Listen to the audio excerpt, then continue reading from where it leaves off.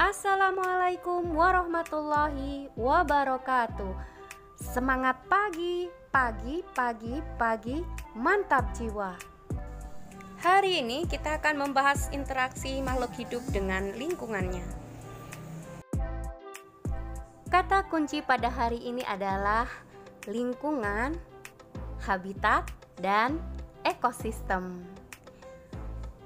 Pengertian lingkungan adalah segala sesuatu yang terdapat di sekitar makhluk hidup.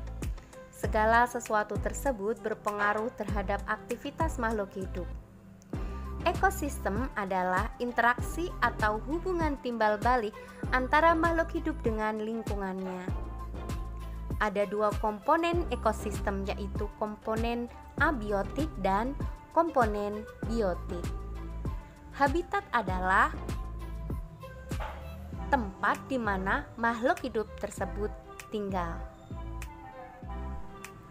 Dalam pembentukan ekosistem terdapat dua komponen, yakni komponen biotik yang terdiri dari makhluk hidup dan komponen abiotik yaitu terdiri dari makhluk tidak hidup.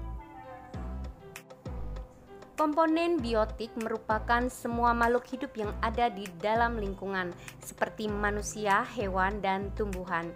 Makhluk hidup pada komponen tersebut memiliki kedudukan dan peran masing-masing dalam lingkungan. Mereka juga dapat mempengaruhi komponen abiotik lainnya. Dalam komponen biotik dibedakan menjadi 3 peranan, yakni produsen, konsumen, dan dekomposer atau pengurai. Produsen merupakan makhluk hidup yang dapat menghasilkan zat makanan yang diperlukan oleh makhluk hidup lain. Tugas tersebut diperankan oleh makhluk hidup yang mempunyai klorofil atau zat hijau daun, yaitu tumbuhan hijau. Tumbuhan mensintesis atau membuat zat makanan menggunakan bahan karbon dioksida dan air dengan bantuan cahaya matahari. Konsumen merupakan makhluk hidup yang tidak dapat membuat makanan sendiri. Ini disebut dengan organisme heterotrof. Konsumen akan bergantung pada makhluk hidup lain untuk makanannya. Dekomposer atau pengurai bertugas membusukkan dan menguraikan hewan dan tumbuhan yang telah mati. Makhluk hidup yang berperan sebagai pengurai antara lain cacing, bakteri, dan jamur. Proses penguraian sangat penting untuk menjaga stabilitas ekosistem dengan mengurai zat-zat sisa menjadi unsur hara yang akan diserap oleh tanah. Komponen abiotik merupakan benda tidak hidup yang ada di dalam lingkungan. Keberadaan komponen tersebut sangat mempengaruhi jenis makhluk hidup yang menempati suatu lingkungan. Beberapa komponen abiotik antara lain cahaya matahari sebagai sumber utama energi untuk semua makhluk hidup di bumi, udara.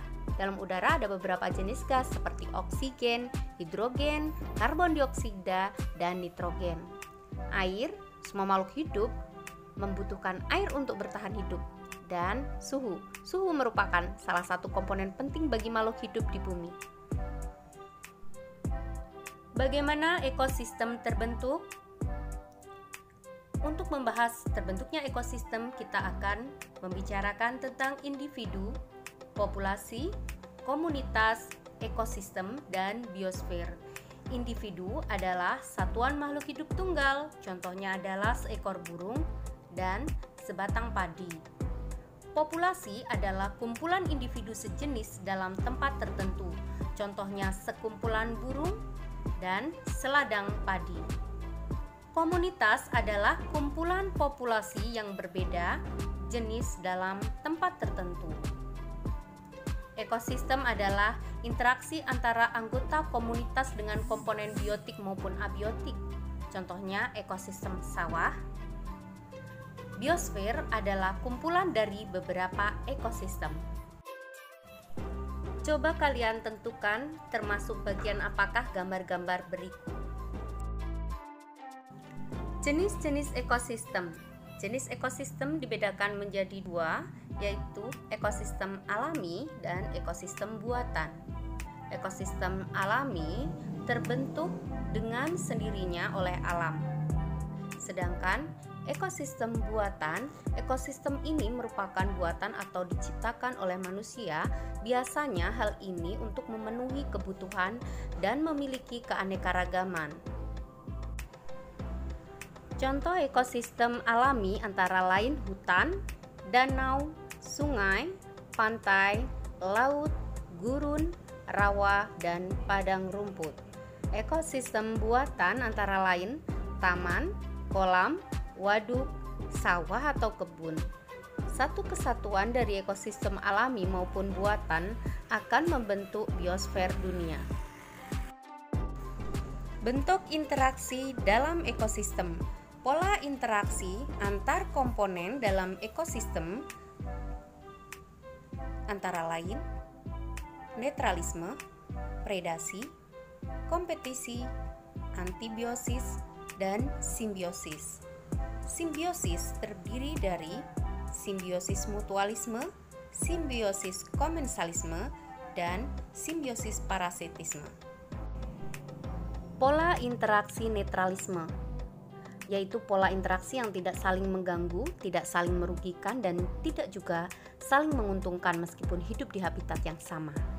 Contohnya adalah interaksi antara kambing dan kodok di ekosistem padang rumput. Kambing makan rumput siang hari, sedangkan kodok makan serangga pada malam hari. Interaksi antara kucing dan kupu-kupu yang berada di sebuah taman yang sama, serta interaksi burung pemakan biji-bijian hidup bersama dengan burung pemakan buah di habitat yang sama. Pola interaksi predasi, yaitu pola interaksi yang terjadi antara pemangsa atau predator dengan mangsa atau prey.